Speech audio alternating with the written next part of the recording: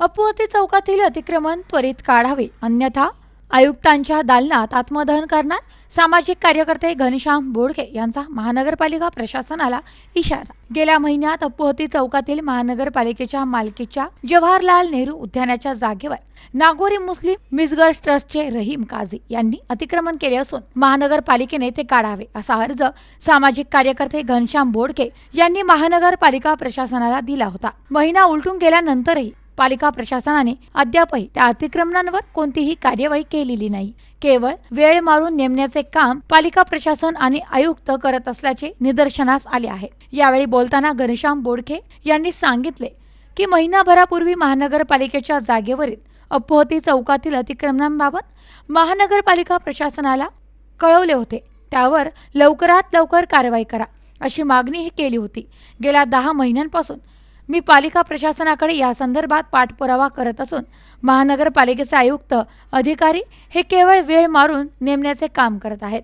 आयुक्त अधिकारी हे केवळ कारवाई संदर्भात टाळाटाळ होत आहे.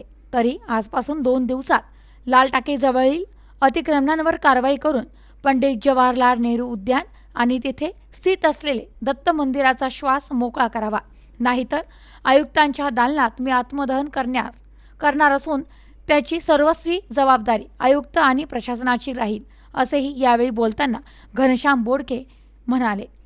दिनांक 31/1/2025 रोजी मी महानगरपालिकेला एक पत्र दिलं होतं की अपवती चौकातील लालटाकी येथील पंडित नेहरू उद्यान हे जी महानगरपालिकेचं भूखंड आहे याच्यावर एका नागोरी मुस्लिम मिसगर ट्रस्ट नावाच्या संस्थेने व त्याचा पदाधिकारी असलेला रेहान शफी काझी याने बिना परवाना पालिकेची कुठलीही परवानगी न घेता एक संरक्षक भिंत बांधलेली आहे. ती संरक्षक भिंत बांधताना त्याने आतमध्ये असलेले आमचे हिंदू धर्मियांचे मंदिर श्री दत्त मंदिर त्यांनी पाडलेलं आहे. त्याच्यानंतर महापुरुषांच्या यादीत स्थान असलेले स्वतंत्र हिंदुस्थानचे पहिले पंतप्रधान पंडित जवाहरलाल नेहरू यांच्या पुतळ्याला सुद्धा त्यांनी कोंडून ठेवलेलं आहे. त्या कारणाने आम्ही महानगरपालिकेला आयुक्तांना एक निवेदन दिलं होतं की ती भिंत पाडा.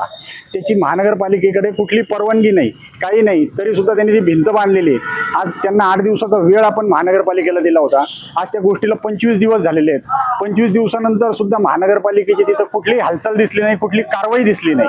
त्यामुळं आज नाविलाजाने आम्हाला एक महानगरपालिकेच्या आयुक्तांना एक स्मरणपत्र देण्यासाठी यावं लागले की पुढील 2 दिवसामध्ये जर ते नागोरी मुस्लिम ट्रस्टची भिंत पाडून त्या रेहान शफी काझीवर गुन्हा दाखल केला नाही तर कुठलीही पूर्वसूचना न देता मी स्वतः महानगरपालिकेच्या आयुक्तांच्या दालनामध्ये आत्मदहन करेल आणि याची कुणालाही आयुक्तांना त्यांना कुठली पूर्वकल्पना देणार नाही. आणि त्यानंतर निर्माण होणाऱ्या कायदा व सुव्यवस्थेच्या प्रश्नाला सर्वस्वी महानगरपालिका आयुक्त आणि बांधकाम विभागाचे प्रमुख बल्लाळसाहेब हे जबाबदार असतील. कारण की गेल्या 8 दिवसापासून मी पुन्हा एकदा पाठपुरावा करतोय की तुम्ही ते अतिक्रमण पाडा. तर बल्लाळसाहेब फक्त एक तोंडदेखलेपणा करतायत. महानगरपालिकेचे अतिक्रमण विभाग प्रमुख असलेले बल्लाळसाहेब आहेत, ते तिथं जात आहेत, त्यांच्याशी बोलतायत, त्यांच्याशी चर्चा करतायत ते समोरच्या ट्रस्टवाल्यांशी आणि तसेच परत येत आहेत. कारवाई त्यांच्याकडनं कुठली होत नाही. असे निष्क्रिय अधिकारी जर महानगरपालिकेत बसत असतील तर उद्या आमच्या घरावर सुद्धा हे असे जिहादी ट्रस्टवाले येऊन ताबे मारतील, तेव्हा सुद्धा हे झोपलेले असतील. आज या हिंदू धर्माचं पवित्र मंदिर असलेलं दत्त मंदिराचं ठाणं त्यांनी पाडलं आणि इथे अधिकारी हिंदू असून सुद्धा त्यांना लाज वाटत नाही की आपल्या धर्माचं मंदिर ते पाडलं जात आहे, तरी सुद्धा ते निष्क्रियपणे गप्प बसलेले आहेत.